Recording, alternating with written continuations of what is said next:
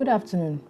Welcome to another episode of GESOPS TV, where we come your way each and every third Friday of every month and discuss a particular topic. We delve into it for you to get more understanding. We also create the avenue where members can send in their comments, questions, and we'll do all to answer all of them. I want you, each and every one of you, to type in your questions and your comments in the comment section. We'll pick them one after the other and we'll address them.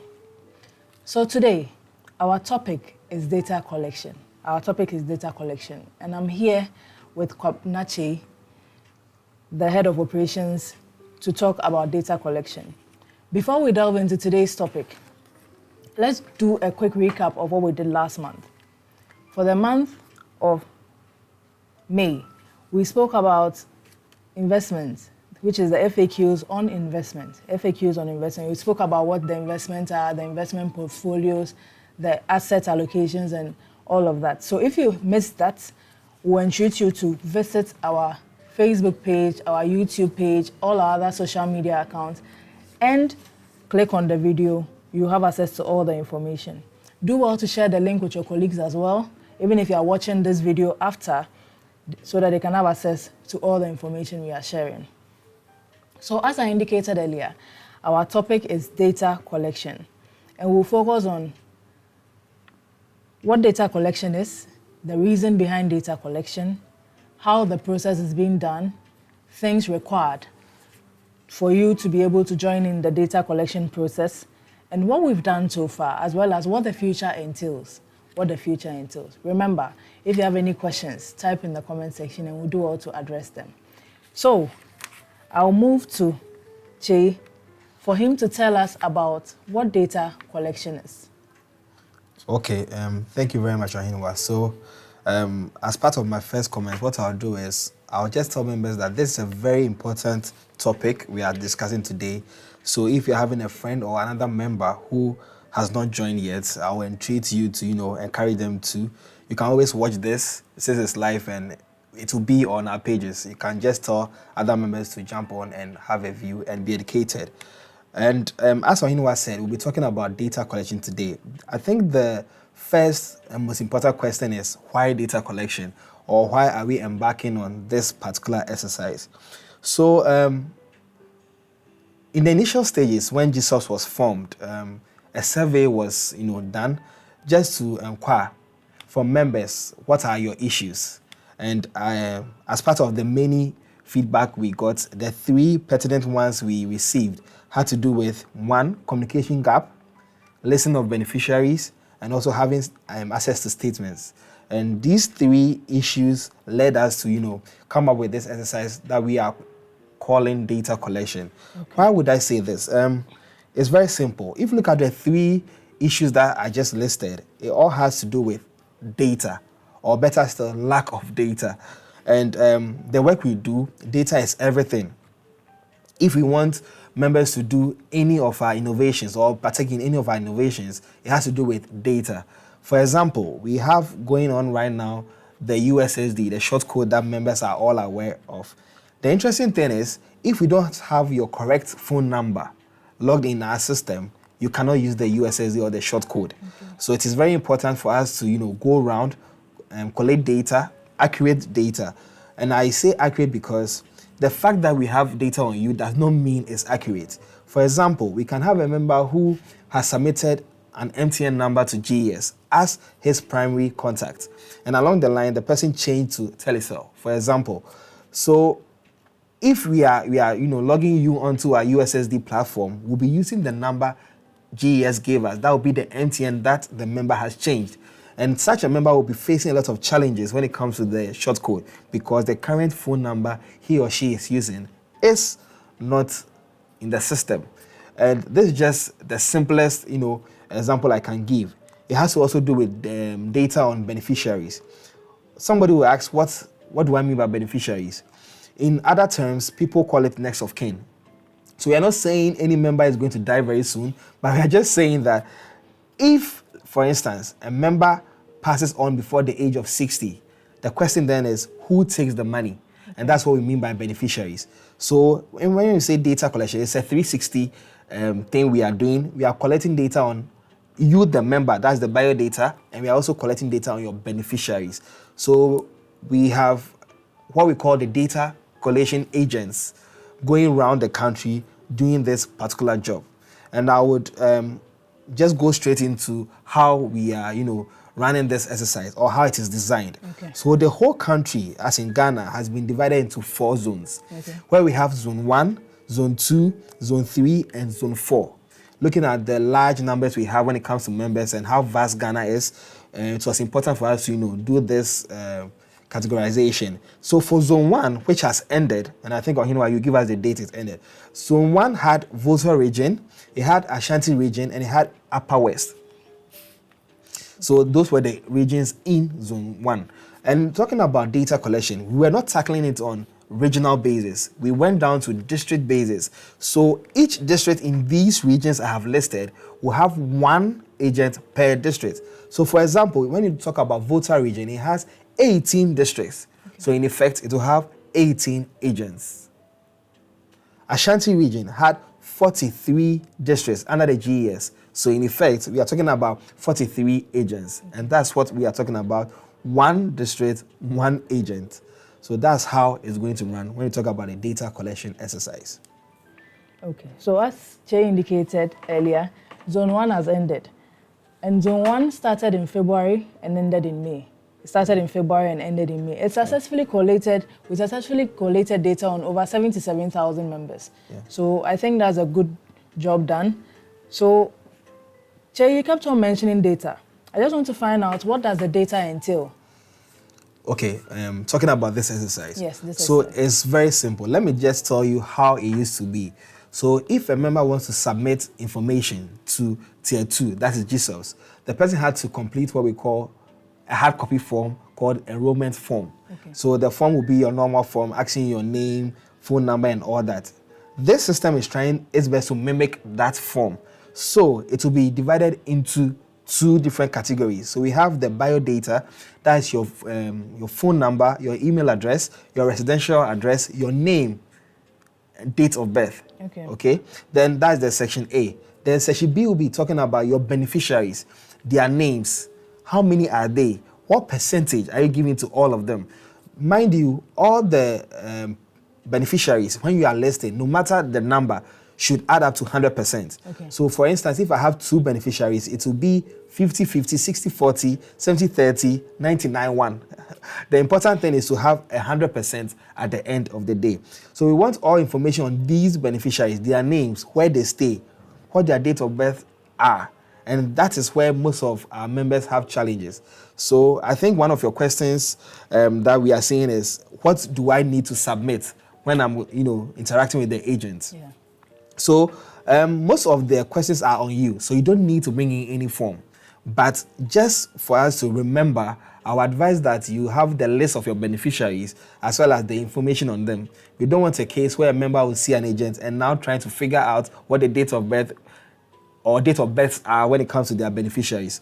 So the only thing we would need is Ghana card. Okay. Ghana card. And I know people will be asking about Ghana card. I'll wait for that question and I'll address it appropriately. So I was stressing on Ghana card because of the date of birth. Ghana card date of birth is not necessarily the same as the date of birth you submitted to GES. The funny thing is, all man or human beings are born once and we are expecting one date of birth. But data we've received shows that we have cases where members have multiple dates of birth. Okay. Mind you, even if we take the date of birth on your Ghana card, when it comes to retirement, it will be from GES. So I think members are aware of the steps you have to follow when you want to correct your date of birth with GES. We have a lot of calls coming through our office asking for us to change or correct certain dates of birth. Let me just take this opportunity to address that. Yeah. Over here at GESOPS Secretariat, we don't alter date of birth. We don't change, we don't edit, we don't do anything pertaining to date of birth. If you are a member from GES and you have issues with your date of birth, the advice is talk to your HR or your PRO for the necessary steps you should take to have it, corrected. So that has to do with the date of birth. Of birth. Exactly. So in essence, it doesn't mean that if your date of birth is wrong, you can't join in the exercise. You can still join in.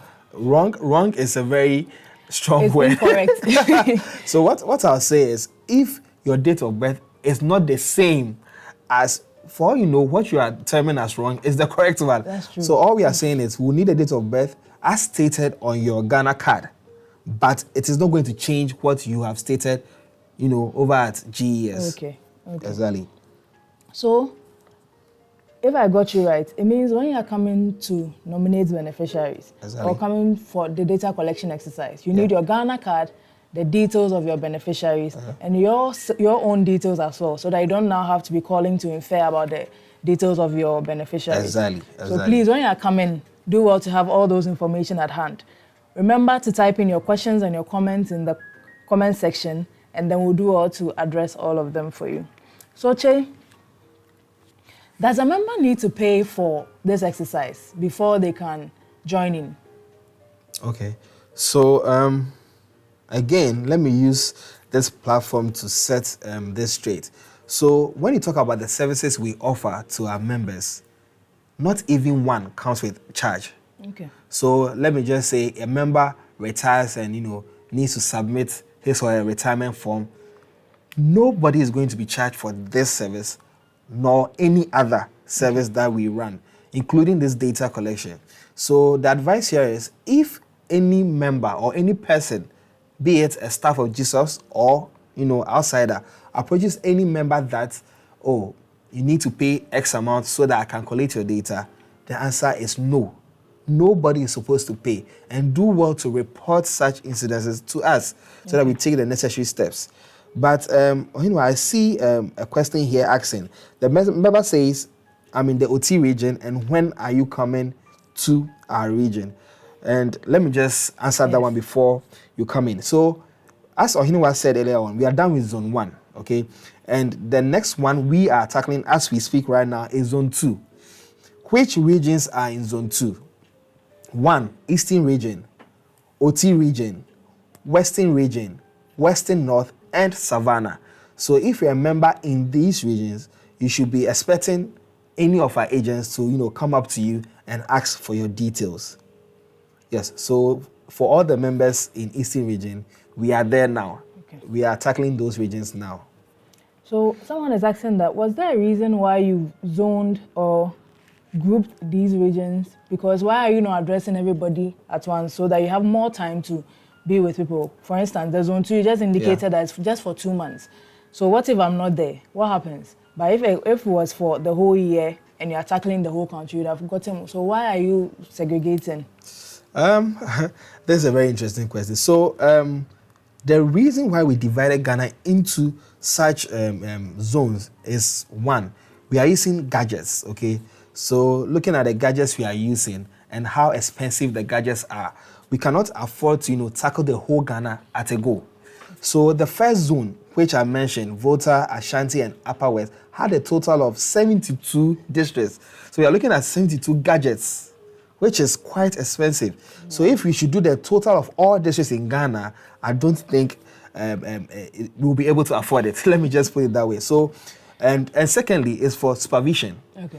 We don't want a case where the whole Ghana is doing it and the supervision will be very low. So our concentration will be on Zone 1. Supervision will be there. We have what we call the help desk, where the agents will call us for, needed assistance and all that. There's a whole lot going at the back.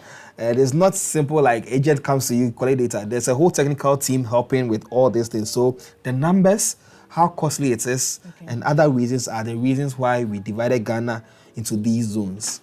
Okay.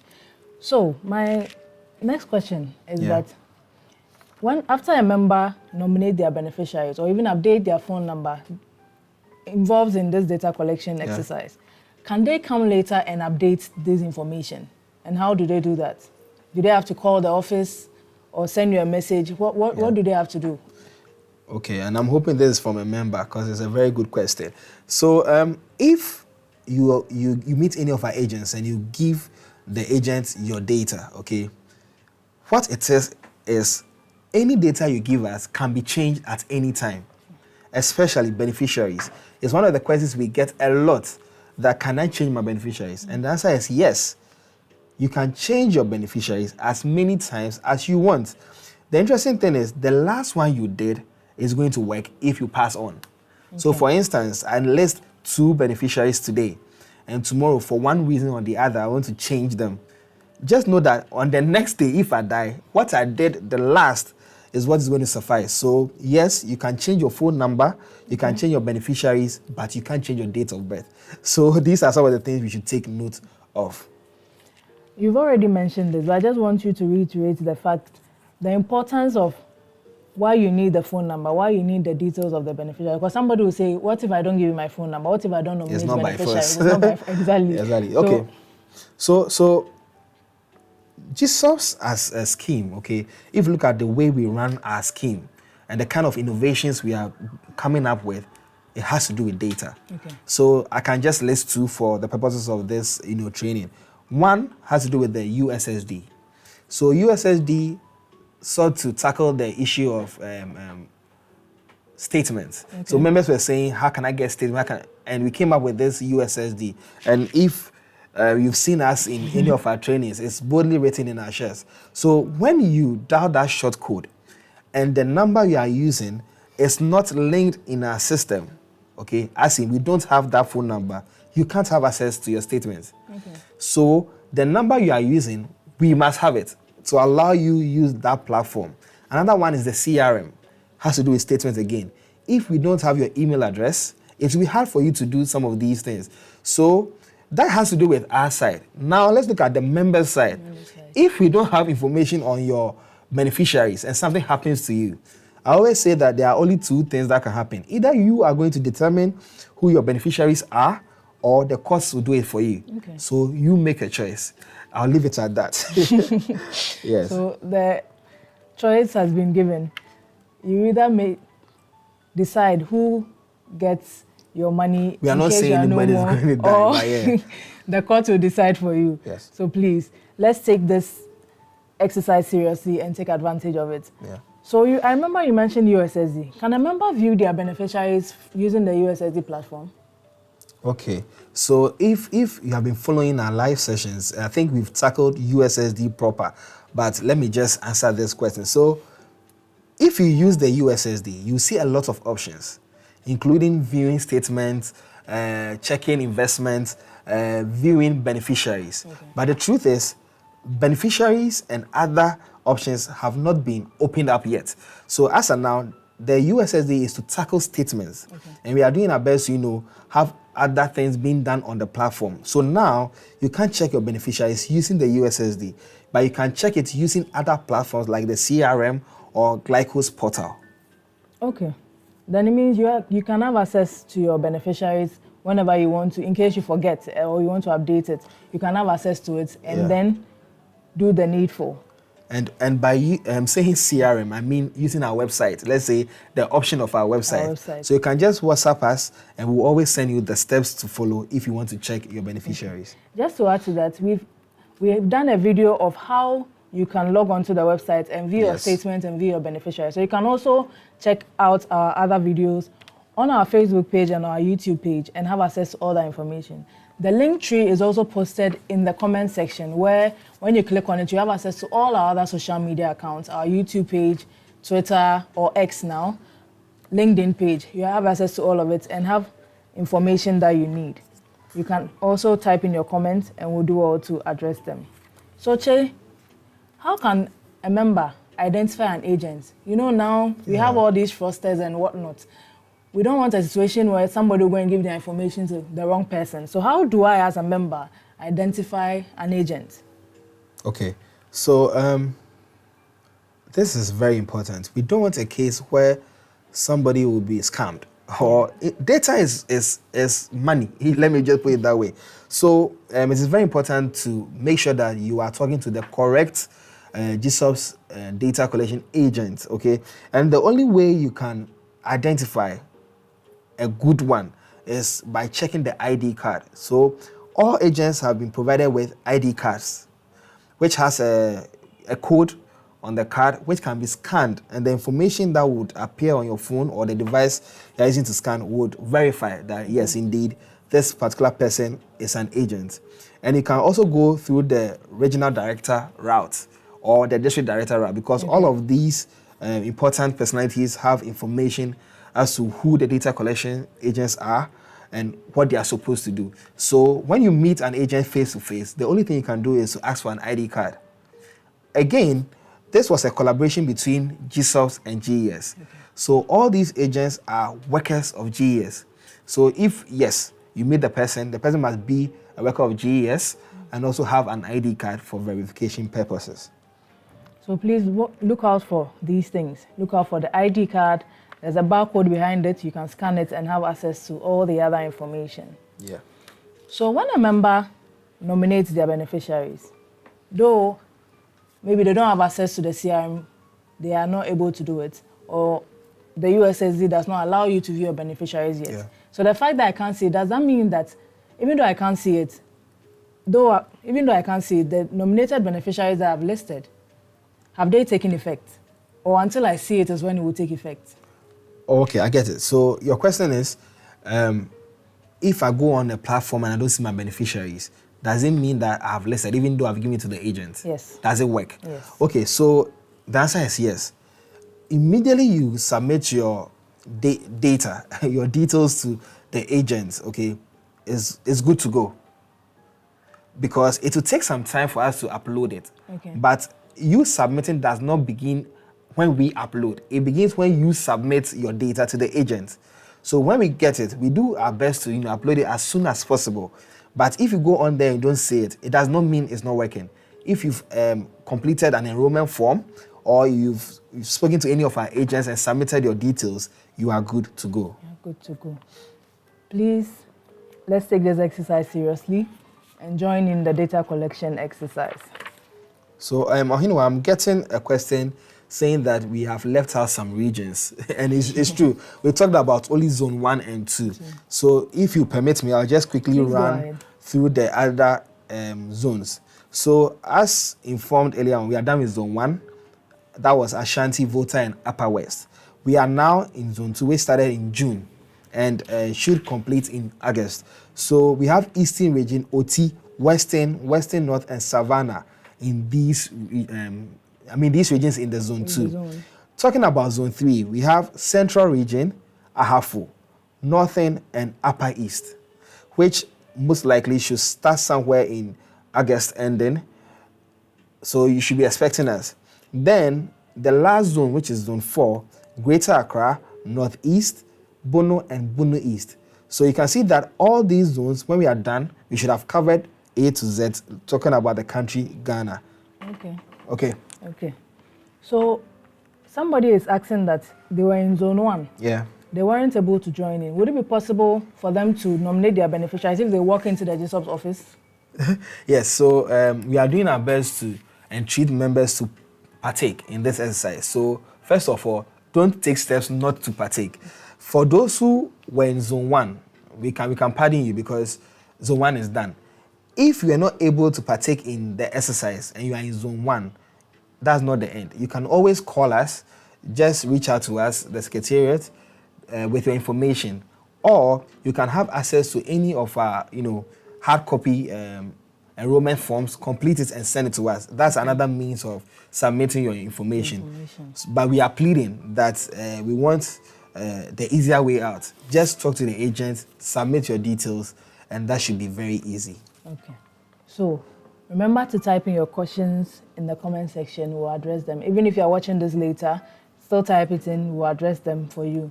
And share the link of this video to your colleagues so that they can also have access to this information. So before we go, I just want to find out if there are any final comments you have for our viewers that they should take note of. Okay, so my final comments would be that as a secretariat, we are doing our best to resolve all the issues we are getting as feedback from members. And it's on the members to also play their part. We are entreating all members to partake in this data collection exercise. If you hear that the agent is coming to your school, do your best to meet the agent and submit your details to the agent. And this will lead us to have, one of the best schemes in Ghana. from our side, we need data, and from your side, as a member, you need our services, which we cannot, do without data. So I'm pleading with all members to partake in this data collection exercise to make it a successful one. Thank you. Okay. So remember that the data collection for Zone 2 is ongoing. It started from June 10th and it will end in August 10th.